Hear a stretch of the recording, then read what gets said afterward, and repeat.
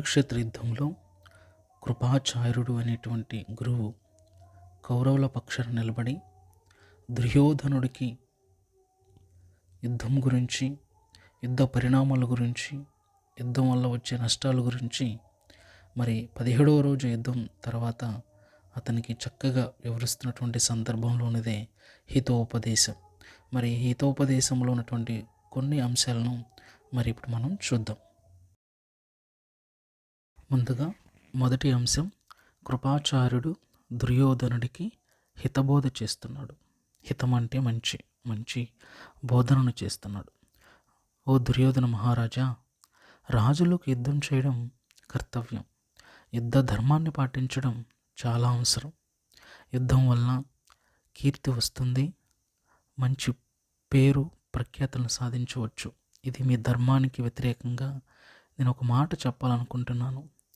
ఈ మాట చక్కగా విని నీకు మంచిదనిపిస్తే ఈ మాటను స్వీకరించు, లేదు అనిపిస్తే ఇది నీ ఇష్టం, కానీ నేను చెప్పేది స్పష్టంగా విను అని కృపాచార్యుడు దుర్యోధనుడికి హితబోధ చేశాడు.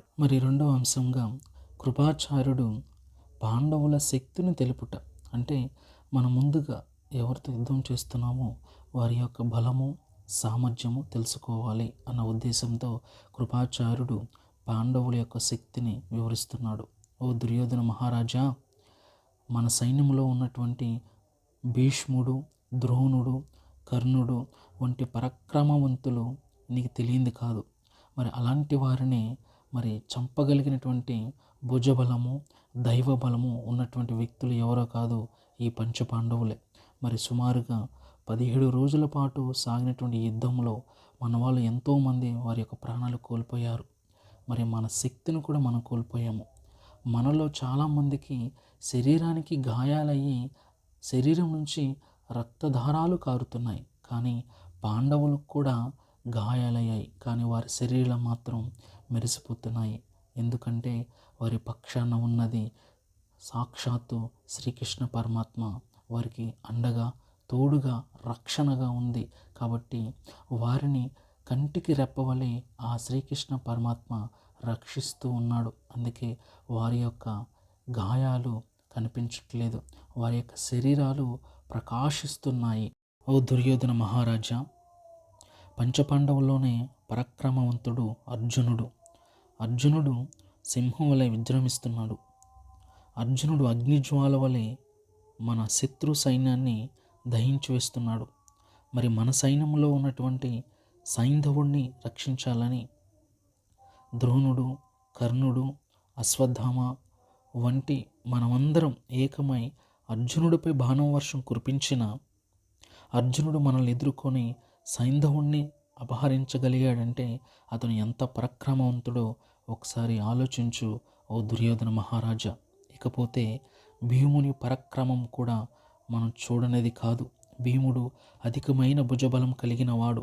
కాబట్టి పంచపాండవుల్లోనే ఉన్నటువంటి ధర్మరాజులోనే కాస్త శాంత లక్షణం ఉపయోగించుకొని మనం సంధి చేసుకోవడానికి ఇదే సరైన సమయం అని కృపాచార్యుడు దుర్యోధనుడితో పలికాడు. మూడవ అంశంగా యుద్ధం చేయడం వల్ల వచ్చే పరిణామాల గురించి కృపాచార్యుడు దుర్యోధనుడికి వివరిస్తున్నాడు. దుర్యోధన, యుద్ధం కారణం లేని శత్రుత్వంతో ఏర్పడుతుంది. భరతవంశంలోనే శ్రేష్ఠులు, గొప్ప గొప్ప రాజులందరూ మరణించారు. ఇప్పటికైనా నీ కోపాన్ని విడిచిపెట్టు. అధికమైన కోపం కలిగినటువంటి రాజు చాలా త్వరగా నాశనం అయిపోతాడు. మన శక్తి సామర్థ్యాలు తగినట్టుగా లేనప్పుడు యుద్ధం ఆపివేయడం చాలా మంచిది. మనకంటే మన శత్రువులే పై చేయిగా ఉన్నప్పుడు వారితో మనం సంధి చేసుకోవడం మన కర్తవ్యం అని పెద్దలు చెప్పారు కదా. ఇకనైనా మనం సంధి చేసుకోవడం మేలైన మార్గం. మన పక్షాన ఉన్నటువంటి వారందరూ కూడా మరణించారు. ఇక మనకి మిగిలింది ప్రాణ నష్టం మాత్రమే. అదిగో చూడు, ధర్మరాజులో ఉన్నటువంటి రాజు అనే మద గర్వాలు ఉండవు. దుర్యోధన, నిన్ను నువ్వు రక్షించుకో. ప్రాణంతో ఉంటే సర్వసంపదలు కలుగుతాయి. ధర్మరాజు రాజ్య భాగాన్ని మీ అందరికీ తప్పకుండా ఇస్తాడు. శ్రీకృష్ణ పరమాత్మ కూడా సంధి నిర్ణయాన్ని ఆహ్వానిస్తాడు. పాండవులు కూడా అడ్డు చెప్పరు. అసూయ మానుకొని సంధి కోసం ప్రయత్నిస్తే యుద్ధం ఆగిపోతుంది. దుర్యోధన, నేను ఇలా మాట్లాడడం యుద్ధానికి భయపడి మాత్రం కాదు, ప్రాణం పోతుందని కూడా కాదు, నీకు మంచి జరుగుతుందని, శుభము కలుగుతుందని చెప్తున్నాను.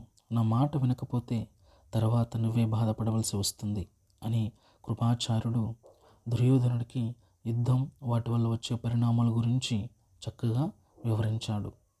ఈ విధంగా కృపాచార్యుడు పలికినటువంటి మాటలకు దుర్యోధనుడు సమాధానం చెప్తున్నాడు. మన 4వ అంశంగా దుర్యోధని సమాధానం. ఓ బ్రాహ్మణోత్తమా, ఓ గురువర్య, నేను చెడిపోవడం మీకు ఇష్టం లేక మీరు ఇలా మాట్లాడుతున్నారు. నా క్షేమాన్ని కోరి, నా హితాన్ని కోరి మీరు చాలా మాటలు చెప్పారు. ఆ మాటలకు చాలా గౌరవం ఉంది. ఎన్నో మార్లు మీ రక్షణను కూడా నేను కోరాను. కానీ మీరు చెప్పినటువంటి ఈ మాటలు నాకు రుచించడం లేదు. ఎందుకు అంటారా? మాయాజూదంలో ధర్మరాజుని ఓడించాం, ద్రౌపదిని అందరి ముందు చాలా నీచంగా అవమానించాం, అభిమన్యుని ఒంటరివాణ్ణి చేసి చంపాము, భీముడు దుశ్శాసనుని వృక్షస్థలం చీల్చి గర్వంతో నెత్తురు త్రాగడం చూశాము.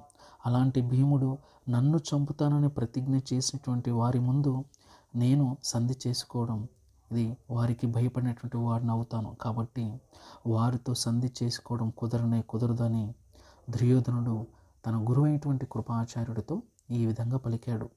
మరి ఈ విధంగా కృపాచార్యుడు మరి దుర్యోధనుడితో 17 రోజులు యుద్ధం అయిన తర్వాత మరి ఆ యుద్ధం వల్ల వచ్చేటువంటి నష్టాలేంటి, ఆ కోపం వల్ల వచ్చేటువంటి పరిణామాలు ఏంటి అన్న ఉద్దేశంతో కృపాచార్యుడు దుర్యోధనుడితో పలికేటువంటి సందర్భంలో ఉన్నదే హితోపదేశం